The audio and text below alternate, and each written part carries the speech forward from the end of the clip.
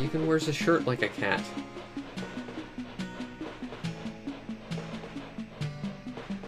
Alright. Well, at least we got some more time to see what Nook has in stock for us here. I'm not gonna lie here. This is the third week in a row I have tried to record this video, and it's not because I don't know what I want to say, it's more that I'm conflicted about what I want to say about Animal Crossing.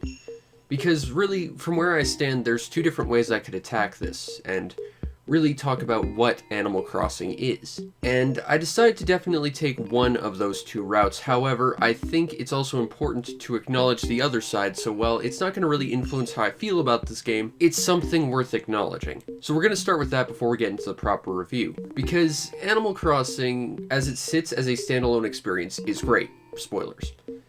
But the thing about Animal Crossing is, it is inherently not a standalone experience. And I don't really mean that in the sense that it's gotten a bunch of sequels at this point, although that is very true, and I don't necessarily mean that in the sense that Animal Crossing is a game sort of like Harvest Moon and other Sims before it. Also true, but really what I want to talk about is that Animal Crossing, as we know it, the original GameCube game, is in and of itself a sequel, or more accurately, kind of an enhanced port. And this is where I kind of struggled with how I wanted to tackle this review, because honestly, like I said, Animal Crossing is a great game, and we'll talk about that, but judging this game as a port, it's a lot less favorable. See, originally in Japan, there was a game by the name of Debotsu no Mori, Animal Forest. It was basically Animal Crossing 1.0 on the N64. You could do a lot of similar things between the two. In fact, they were so similar that when it was ported to the GameCube, there wasn't really a ton changed. Offhand, they only had three major changes. First of all, they changed some events around to make sense from a Western perspective. They added special items you could get in the game based around those events. And then they added compatibility with the fairly newly released e-reader as well as Game Boy, GameCube adapter. And that was the majority of the changes between Animal Crossing and the original Animal Forest. There was very little change. In fact, there's so little change that I'm sure most of you out there probably haven't realized it yet, but I have yet to even show you footage of Animal Crossing. This is all the N64 game that it was a port of. That means, at least from where I'm sitting, from a optimistic perspective, at best, this is a very lazy port, and at worst, it is a cynical cash-in to try and sell a couple problematic accessories that otherwise basically did nothing. I mean, I own that Game Boy GameCube adapter, but it was literally for this game because I couldn't figure out anything else that would use it. And I've never met anyone who had an e-reader. This game, if you just choose to look at it as a port, is a translation of a game we never got, which is in and of itself a great thing.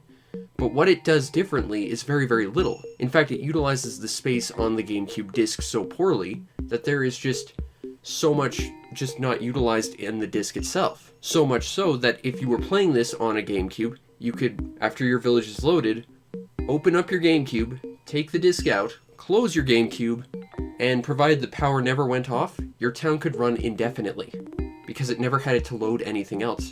It used so little data off the disc. Taken to an extreme example, literally everyone in the world, provided region encoding wasn't a thing, could be running villages off every GameCube that has ever existed, all off a single Animal Crossing disc. It's a bit of an extreme example, but saying it out loud, I kind of want to see that. Another thing I find a little bit disappointing about this game, again as an enhanced port, is it falls upon a lot of what I assume to be technical limitations of the N64 version without really fixing them. For example, while it's rare to do so, you can sometimes see villagers moving from place A to place B. Usually they just teleport around randomly. And while there is a certain logic to where they go, sometimes they'll just hang around within like one area next to their house or go to like a common meeting spot. Sometimes they just go off into nowhere, and sometimes they just disappear entirely for short periods of time. Likewise, random objects can just spawn anywhere, which is fine, but you notice that they sometimes just pick specific spots over and over again. I remember this one screen between these two trees, every time I went there, there would be a weed there, every day. Like, There was just, for some reason, the random number generation loved spawning it in specific places, and you can pick up on that if you play it for long enough. And finally, and probably the biggest thing about this that really seems like a technical limitation, is bugs and fish. With the exception of fireflies and red dragonflies, both found, I believe, at the tail end of summer, at the beginning of fall, you will never see more than one bug or fish on screen at a time. Like, the game just can't seem to handle it. And it'll despawn if you walk half an acre away. It's really, really bizarre to see how few insects are in this world. It feels a little bit devoid of life in some respects because of that. Whereas I think the GameCube could have probably handled at least, you know, 2, maybe? I don't claim to be a hardware expert, but I think it had a little bit more horsepower than the N64. But that's sort of where I'm conflicted about all this. I love Animal Crossing, and it is an amazing game in its own right. But if you want to judge this game based on what it is as a port or a sequel, it actually does very, very little different or new or better than the original. In fact, pretty much all the bugs still exist from the original as well. But we'll talk about that in the review proper.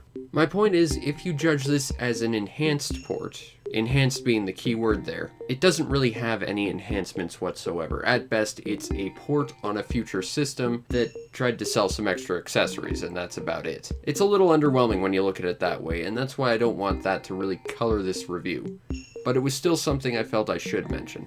Anyway, sorry, rant over. I don't want to come across as entirely negative about this game, but it was something I felt I had to recognize. But that said, Animal Crossing is an amazing game. It is a game I am incredibly nostalgic for. It is a game I love with a passion. It is great. I remember this game first launched about 3 or 4 months before my birthday. And every day before launch, I would sit there for hours on end watching like little 2-minute advertisements that were filmed sort of like these really awkward, crappy MTV reality shows. Seriously, go look up the original Animal Crossing English trailers and like promotional material. It is awkward and awful and is tremendous. When my birthday rolled around, the day before, I was presented with a copy of Animal Crossing and I played the ever-living crap out of it and it was amazing. And then when I woke up the next day, on my birthday, I got an in-game birthday present of Balloon Fight, which was the first time I'd ever really had an NES game. It was amazing. This is the same disc I have been playing all the way since, and I mean, if you haven't been checking out my channel over the past year, I have sunk an incredible amount of time, not even including all that time prior to last year. I have sunk so much time into this. And why? Because Animal Crossing, even today, is a tremendous experience. I mean, hell, tons of people are super excited about the new one that's coming out exactly 1 month from the moment I record this, myself included. I love Animal Crossing, and you know, I've got so much footage of this game, it would be wrong not to review it, and it's a game that deserves it, because it is amazing and it's a must-have GameCube experience. Now, the story to Animal Crossing, well, that's a little bit tricky and ambiguous to answer. The story follows you, the only human in a world of anthropomorphized animals. I've always thought it was weird that you're the only human, there are no other humans, and you can also not play as some sort of animal character. That comes across as weird to me. But either way, some sort of weird human-destroying apocalypse has occurred, leaving you to be the last man or woman alive, and you have to move into a village. However, you're homeless, and the local merchant immediately picks up on that and takes you for a ride. He saddles you with a very tiny home filled with basically nothing, and charges you a massive debt. He then proceeds to threaten you, saying that the Raccoon Mafia will in fact break both your kneecaps if you do not pay up and fully pay off this house. And that's honestly kind of the plot of this game. But it really just serves more as a jumping off point. See, Animal Crossing, similar to the much earlier released Harvest Moon, is a life sim. The story is more about what you do on your average day. It is literally the same as basically your actual life. What is the story of your life? Well, I don't know. You go live it,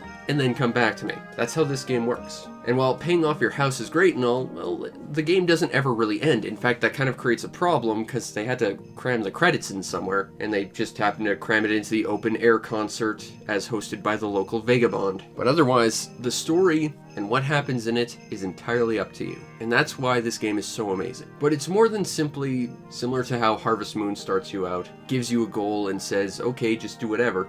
This game, it really is an air of openness. As opposed, again, to Harvest Moon, and I'm sorry I'm making that comparison, but it's just for the sake of ease here. That game gave you a goal and said, okay, work within the confines of this game to live your life. Whereas this game just says, live your life. Work off your debt by doing odd jobs for your friends. Go buy stuff at the store. get your fortune read, go to special events on the calendar that are celebrated by everyone. Plant flowers, create the greatest super garden of all time. Well, except you won't be able to do that, I already did. Seriously. Go check out my giant playlist of this game. Fish, collect seashells. There is so much to do in this game, and it's absolutely amazing because it just says, do what you want. Live your life to the best of your ability. Find the fun where you can. Now that actually does lead to a bit of a problem though. See, this is a kind of game that I would suggest you sink a lot of time in because there is so much in this game you will not notice if you don't. Seriously, I've been playing this game for almost 20 years, and every day I stream this, I end up seeing something a little different that I've never seen before. It's kind of awesome like that. But at the same time, while I suggest you sink a lot of time into this game, I wouldn't suggest playing more than maybe half an hour a day. Because, and this was heavily criticized by a lot of people when this game first came out, despite the fact this game has lots to do, it's not really a lot to do in it. And I know that is a very quizzical thing to say, but in between going to the store, buying everything in the store, getting all the money you could ever have by fishing or gathering fruit or whatever, helping your villagers and all that, you kind of run out of stuff to do after about 15 minutes, especially if the first couple days you sink in a lot of time. It ends up becoming like a 15-minute chore every single day to try and maximize profits and get every single item. And even then, you run out of stuff to do pretty quick if that's what you choose to do. And while theoretically you could endlessly ask for tasks by your fellow villagers, who will definitely appreciate that, they do get annoyed if you bug them too much for stuff, so you can't do that indefinitely either. There's always, despite the fact this is a game that basically says do whatever you want and live life your way, there are still limiting factors, such as only so many resources in the world at any given time, or only so many jobs to partake in. And that's kind of a shame, because otherwise there's not really much about this story and this world that you can really super complain about, at least from the way it establishes itself. And while I can certainly see people making the argument about it basically just being a 15-minute chore to babysit every single day, I'm not sure I necessarily see it that way. Sure, you run out of individual different things to do on any single day rather quickly, but even for just 15 minutes, that is a small oasis of calm and relaxation away from the daily grind of your regular life. I've always found that we live in a world filled with stress and anxiety and very little control of our own lives, given how our entire schedules are dictated based on work and everything else. But for even that 15 minutes, to exist in a world where all the shackles of everything you are required to do in an average day are just taken off and they say, do what you want. In a world that exists nothing but calm and nice music that's very relaxing, that can be therapeutic to play. Playing this game has helped me calm down from many an anxiety attack, if you can't tell. But my point is, even if every single day doesn't provide you with a lot of different unique things to do, and you can run through pretty much all the things you can do in any day in a very short period of time, it's still a welcome respite from the rest of everything else the world has ever thrown at me. And I don't think I'm the only one in the world who needs something like that. Now, gameplay-wise, even though this is already kind of sort of there, look, this game has been really tough for me to kind of find a structure for, but gameplay-wise, you can walk around, you can talk to different villagers, and there's usually at least a couple different options. You can ask for them, you know, do you have any jobs for me? Or just general chit-chat. General chit-chat tends to mostly either equate to them commenting on events that are going to be coming up soon, on the off chance you haven't been informed. Random nonsense about like what kind of snacks they like, or occasionally they might give you a free item. But it being a very early iteration of this system, there's not really a lot of different topics you can go over. And it's the same with jobs. Jobs typically fall under one of three potential different things you could do. You could either retrieve an item for them, either it being out in the world or borrowed to another character. You can give away an item on their behalf. Again, they got something, they needed to go to someone else. Or there are ball quests, which are the worst things ever. Fortunately, these were removed from pretty much every other sequel after this, but somewhere in the world there's a randomly spawned ball, with this ball being the only object in the game to actually contain physics, and you have to roll it to the person who requests it. Now the problem with this is every character is automatically attracted to it and forced to run at it full tilt, and it being a physics object, it's real easy to just send it pinging off the horizon somewhere where you can't get it, forcing you to have to respawn it and then find it. You know, it's just awful. And that's when it wants to work. But that's a bit of a bug I ran into among others that we'll talk about a little later.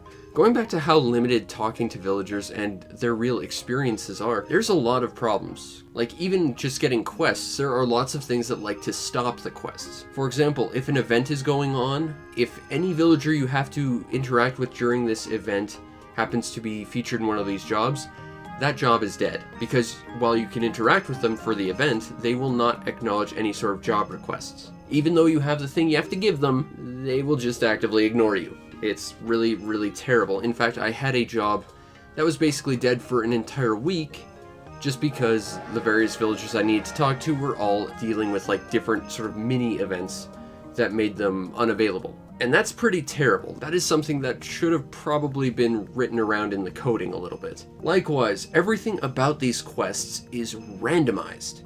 The rewards are randomized.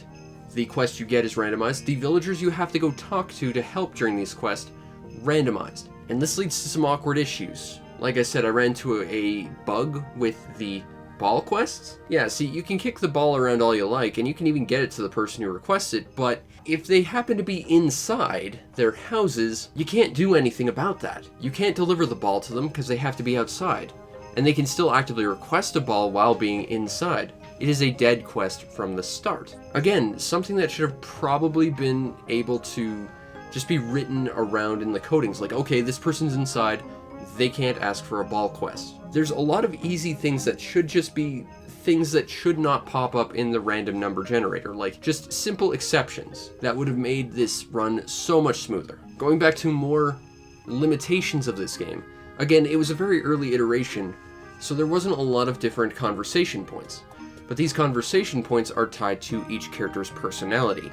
Now, that's not to say that every single character is unique by any means. They haven't figured that out for Animal Crossing games to this date. That would take an absurd amount of programming and resources to do. But that said, there's only 6 different characters in this game. Oh, don't get me wrong, there are hundreds of villagers, but each of them fall under one of 6 different personality types, and all of their dialogue is tied to those personality types. Theoretically, you could get a village of nothing but basically the same character at the end of the day. And that definitely makes it a little bit boring, especially if you, like me, like to play later in the evening, and they happen to go to bed super early. You'll just never interact with them, because they have their own schedules. A cool idea, but again, tied to their limited personality, it limits things a lot.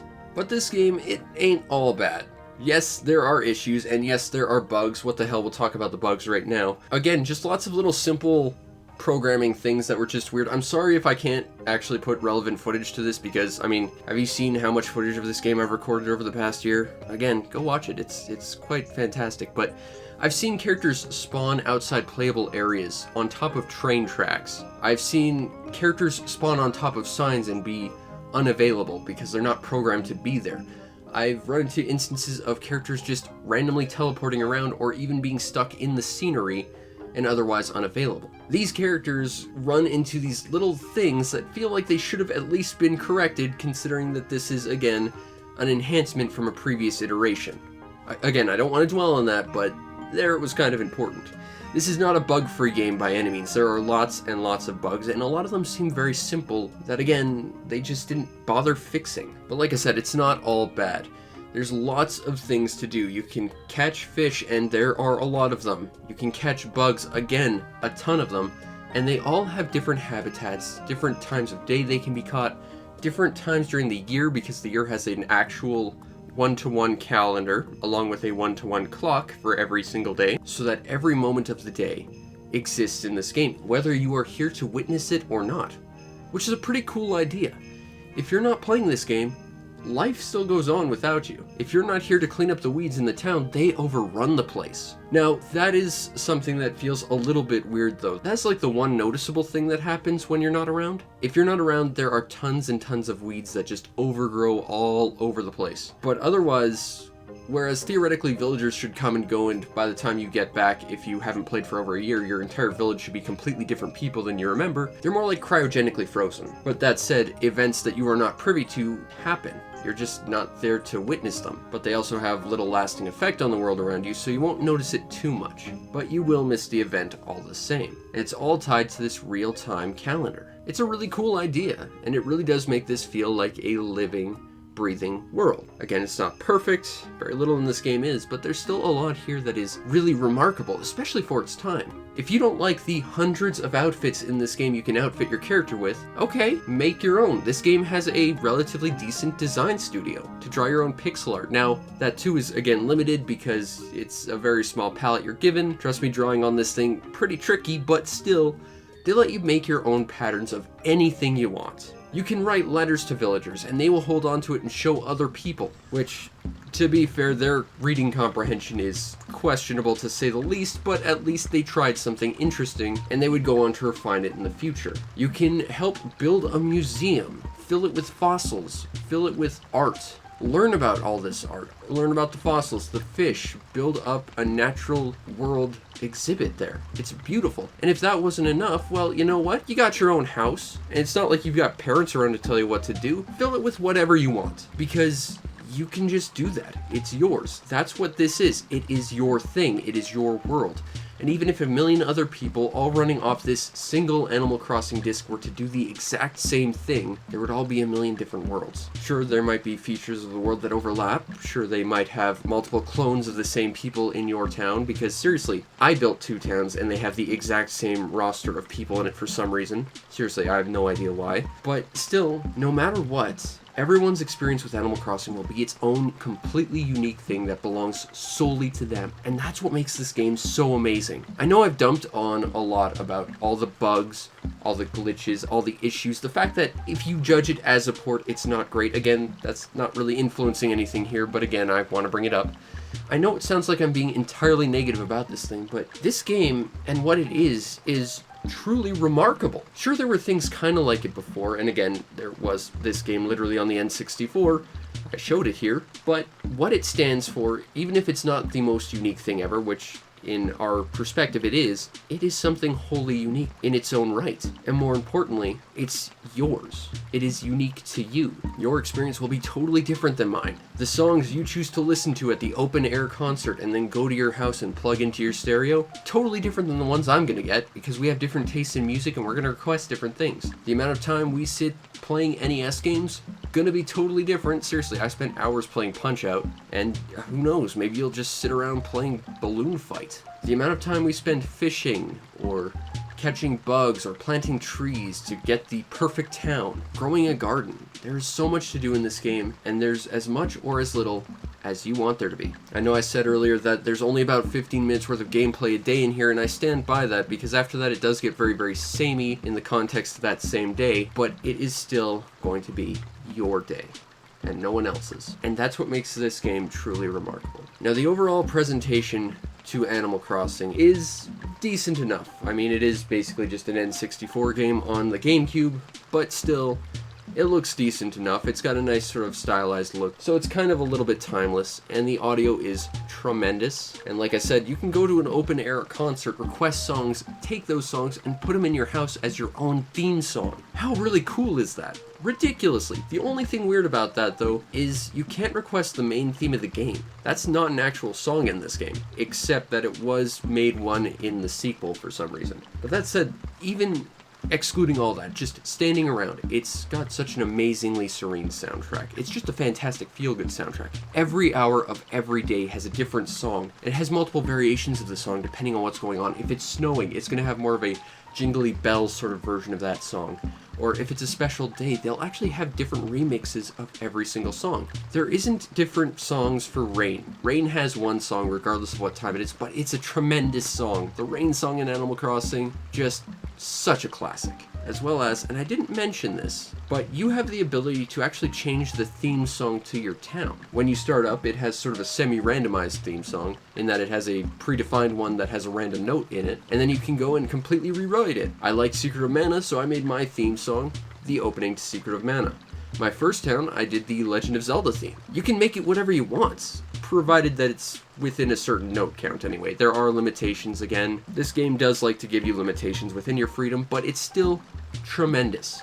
Overall, the soundtrack to this game is amazing for so many different reasons, and seriously, just listen to the soundtrack on your free time. Just listen to the Rain song. Seriously, someone's like extended it to 10 hours because that's how good it is, and sometimes I find myself listening to it just because it's a nice, calm down track. I suffer from anxiety myself quite a lot, and sometimes I'll just listen to it to feel a little bit better. Like, that's just the soundtrack to this game. It's that good. It's very, very calming, and, you know, it's just a nice, feel-good soundtrack.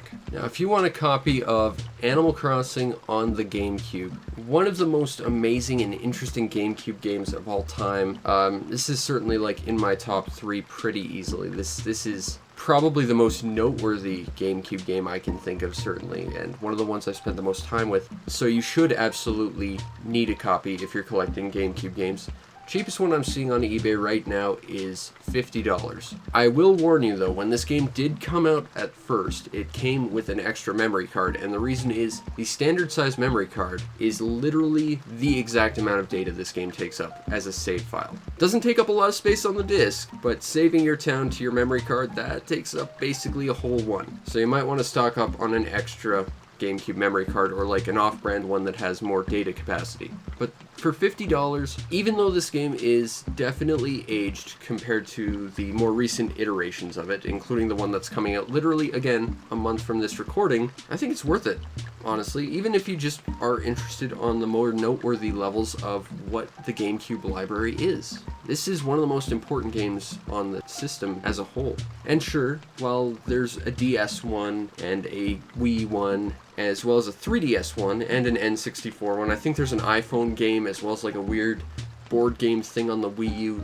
Let's not talk about those. And of course, there's a new one coming out that's going to be easier to find and almost as expensive. They're all good games. But this one will always have a place in my heart. Not just because, of course, it was an important birthday present to me. Not just because it was a game I was super excited about. Watching those terrible MTV reality show style ads they made for this game, which seriously, great ads. Not just for the amount of time I've sunk into this, just in the last year alone, but because of what this is. Animal Crossing is truly a unique and special game, and while the sequels certainly have improved a lot of things, first of all, this is the only one that has NES games in it, which makes it noteworthy on its own right. It's also the only one that had a top-down perspective. The others had a weird sort of like third-person perspective with the world as like a rolling pin. Gave me a little bit of motion sickness, didn't care so much for that. But the more modern iterations, despite the fact I don't think they're as good in some regards than this, are amazing. I think if nothing else, you need to at least try Animal Crossing, because it does give you a completely unique experience that will be totally your own, and it will be something that's special and stick with you, even if necessarily this isn't your sort of thing. It's a very relaxed, calm, chill game. It's not a game where you shoot things or kill things. It's a game where you plant trees and put furniture in your house, and feed fish to slightly less than cool party walruses. Animal Crossing is an amazing experience, and while it certainly might not be the most fantabulous enhanced port of all time, and while it might be trying to push really, really useless accessories, it is something special. It's something amazing for the GameCube, and I think it's something that everyone should play, no matter what capacity you play it in. It's an amazing way to live a life. But first, we must pass the gatekeepers of the train.